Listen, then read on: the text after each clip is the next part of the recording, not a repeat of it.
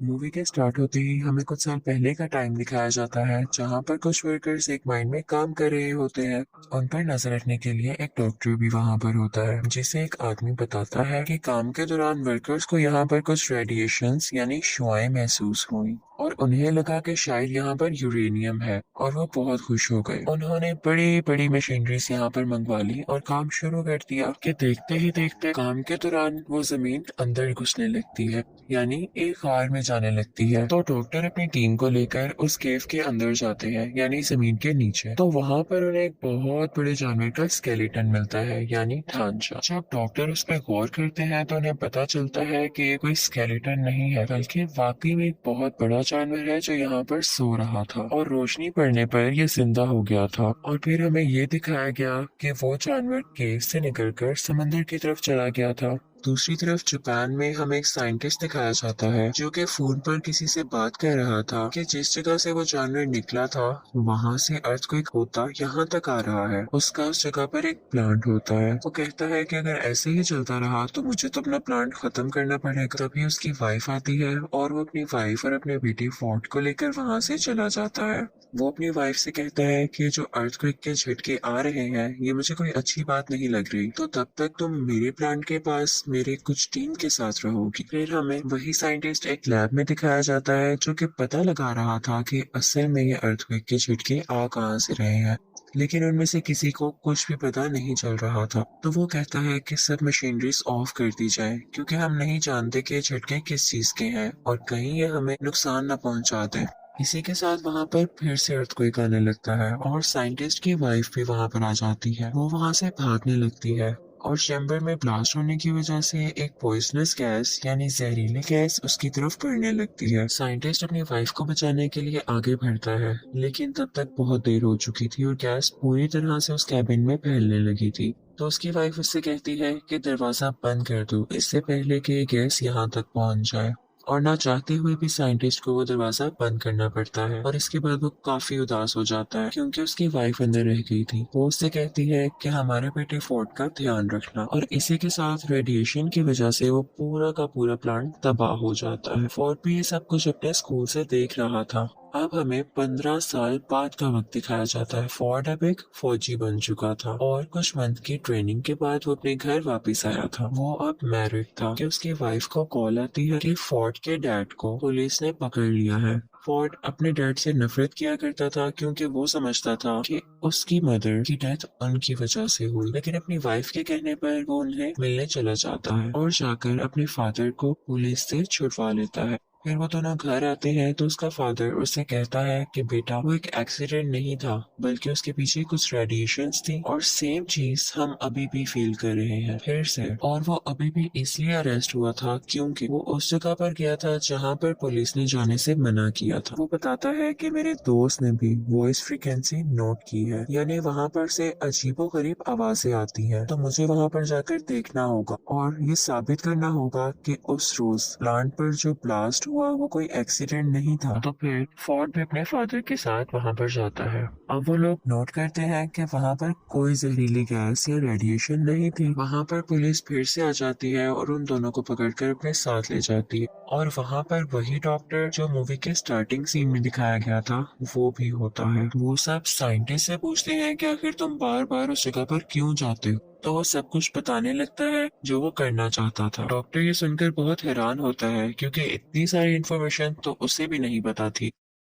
वो वहां पर एक बहुत बड़ी पत्थर जैसी चीज पर कुछ एक्सपेरिमेंट्स कर रहे हैं। अचानक वो पत्थर हिलने लगता है तो वो लोग उस पर बिजली फेंकते हैं यानी इलेक्ट्रिकल शॉक देते हैं। वो पत्थर टूट जाता है और उसके अंदर से एक बहुत बड़ा क्रिएचर बाहर आता है। वो बहुत ही ज्यादा बड़ा था और लोगों पर बिजली जैसी कोई चीज फेंक रहा था। और फिर हमें दिखाया जाता है कि वो जानवर खुद को कैद से आजाद करवाकर प्लांट से बाहर आ जाता है और वहां से उड़ जाता है। अगले दिन कैप्टन आते हैं और डॉक्टर को अपने साथ जाने का कहते हैं। डॉक्टर अपने साथ साइंटिस्ट और फोर्ड को भी ले लेता है, लेकिन इस वाकये में साइंटिस्ट काफी जख्मी हो चुका था। वहां पर जाकर उनका हेड उन्हें बताता है कि ये क्रिएचर कोई आम क्रिएचर नहीं। जब जमीन की रेडिएशंस कम होती गई तो ये समुद्र की गहराइयों में चला गया ताकि ये वहां से अपनी एनर्जी ले सके। वो बताते हैं कि हमारी कंपनी को भी उसे ढूंढने के लिए बनाया गया था। वो आज तक नहीं मरा और उसका नाम गॉडजिला था। और ये वही जानवर था जिसे लोग अर्थक्वेक समझ रहे थे, और वो चलता चलता यहाँ जापान के एक प्लांट में आ गया, क्योंकि उसे कोई ऐसी जगह चाहिए थी जहाँ से वो बहुत सारी एनर्जी एक साथ ले पाता। इसी के साथ हमें दिखाते हैं कि साइंटिस्ट की वहाँ पर डेथ हो जाती है, और वो सब लोग काफी परेशान हो जाते हैं कि आज तो ये मरे हैं, कल को कोई और भी मर सकता है। अचानक वहाँ पर हेड को कॉल आती है कि एक समंदर से अजीबोगरीब रेडिएशंस आ रही हैं, और उन्हें पता चलता है कि वो क्रिएचर वहीं पर मौजूद है, और वो वहाँ पर न्यूक्लियर बॉम्ब खा रहा था क्योंकि उसे एनर्जी चाहिए थी। लेकिन इसके साथ साथ उन्हें वहाँ पर किसी और चीज के भी सिग्नल्स मिल रहे थे। वहाँ पर कुछ लोग भेजे गए थे जो देखते हैं कि समंदर से एक बहुत बड़ा जानवर बाहर आ रहा है। वो दरअसल वही खतरनाक क्रिएचर था जो कि अब शहर में आ चुका था, और सब लोग उससे बहुत ज्यादा डर रहे थे। और उसी के साथ हमें गॉडजिला दिखाया जाता है जो कि गुस्से से चला रहा था। अगले दिन टीवी पर न्यूज आती है कि वो क्रिएचर गॉडजिला से बचकर भाग गया। अब वो खतरनाक क्रिएचर समंदर में जाकर और भी जानवरों को अपने साथ मिला रहा। डॉक्टर की टीम मेंबर कहती है कि बहुत टाइम पहले हमें 2 अंडे मिले थे। एक अंडे में से एक जानवर निकलकर जापान के उसी प्लांट पर चला गया था, और हम नहीं जानते कि दूसरे अंडे का क्या हुआ। उसे एक जगह पर सेफली रखवा दिया गया था। जब कुछ लोगों को वहां पर देखने के लिए भेजा जाता है तो वो लोग देखते हैं कि अंडे में से वो जानवर निकलकर कहीं जा चुका है। पता चलता है कि ये दूसरा अंडा उसी खतरनाक क्रिएचर का था, और वो उसमें से निकलकर किसी और शहर में जाकर तबाहियां मचा रहा था। इन दोनों को पुलिस ढूंढने लगती है। फिर हमें दिखाया जाता है कि डॉक्टर टीवी पर दूसरे क्रिएचर की फुटेज देख रहे होते हैं। वहां पर वो नोट करते हैं कि इस क्रिएचर के तो पैर ही नहीं है जैसे पहले क्रिएचर के थे। रिसर्च करने पर उन्हें पता चलता है कि ये फीमेल है और पहला क्रिएचर मेल था। अब क्योंकि फोर्ड भी एक फौजी था तो उसे आर्मी के साथ हर जगह भेज दिया जाता है कि वो उन क्रिएचर्स को रोक सके। दूसरी तरफ हमें कैप्टन बताता है कि वो क्रिएचर्स बहुत तबाही कर रहे हैं, तो हेड उनसे कहता है कि हमें इन्हें एक बहुत ही खतरनाक बॉम्ब से उड़ाना पड़ेगा। तो कैप्टन कहता है कि इससे तो उन्हें फायदा होगा क्योंकि उन्हें न्यूक्लियर एनर्जी चाहिए और इससे वो और ज्यादा स्ट्रॉन्ग होंगे। तो हेड कहता है कि हम इसके सिवा कर भी क्या सकते हैं, रिस्क तो लेना होगा। वो दोनों क्रिएचर्स अपनी एनर्जी रिस्टोर करने के लिए यानी रेडिएशंस को खुद में फिल करने के लिए एक समंदर में जा रहे थे, क्योंकि समंदर की गहराई से उन्हें बहुत सारी रेडिएशंस मिली और गॉडजिला दूसरी तरफ उन्हें मारने के लिए आ रहा था। तो ये सब लोग भी उसी समंदर की तरफ बढ़ते हैं और वो न्यूक्लियर बॉम्ब भी अपने साथ रख लेते हैं। फोर्ड भी इन पर नजर रखे हुए था। वो बॉम्ब उन्होंने एक बोट पर रखा हुआ था। मेल क्रिएचर आकर उस बोट पर अटैक कर देता है और वो न्यूक्लियर बॉम्ब उठाकर वहां से चला जाता है।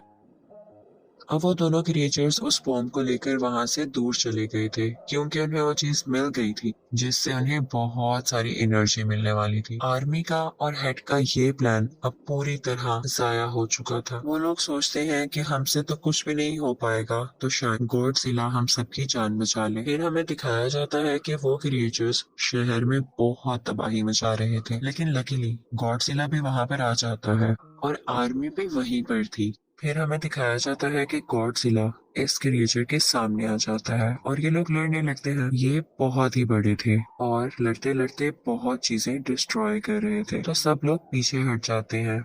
यहाँ पर अभी सिर्फ मेल क्रिएचर ही मौजूद था, तो गॉडजिला उससे आसानी से लड़ पा रहा था और वो उसे मारने ही वाला होता है कि पीछे से फीमेल क्रिएचर आकर उस पर अटैक कर देती है और अब गॉडजिला इन दोनों से अकेला लड़ रहा था। यहाँ पर गॉडजिला के लिए उन दोनों को मारना काफी मुश्किल हो रहा था। दूसरी तरफ हमें दिखाया जाता है कि आर्मी को अंडरग्राउंड यानी जमीन के नीचे एक घोंसले में बहुत से अंडे मिलते हैं जो कि फीमेल क्रिएचर ने दिए थे और गॉडजिला के लिए उनको हराना काफी मुश्किल हो जाता। आर्मी वहाँ पर एक बॉम्ब पर टाइमर लगाकर बाहर आ जाती है और जल्द ही वो बॉम्ब ब्लास्ट हो जाता है और सब के सब अंडे उसमें हट जाते हैं। जब मेल और फीमेल दोनों क्रिएचर ये देखते हैं तो उन्हें अपने अंडों की फिक्र होने लगती है और वो दोनों गॉडजिला को छोड़कर उस तरफ भागते हैं। अब उस धमाके से गॉडजिला को ये फायदा हुआ कि उस धमाके की रेडिएशंस गॉडजिला में एनर्जी की तरह जाने लगी और उसने वही एनर्जी यूज कर अपने मुंह से उन दोनों क्रिएचर्स पर फेंकी और अब गॉडजिला काफी स्ट्रॉन्ग हो चुका था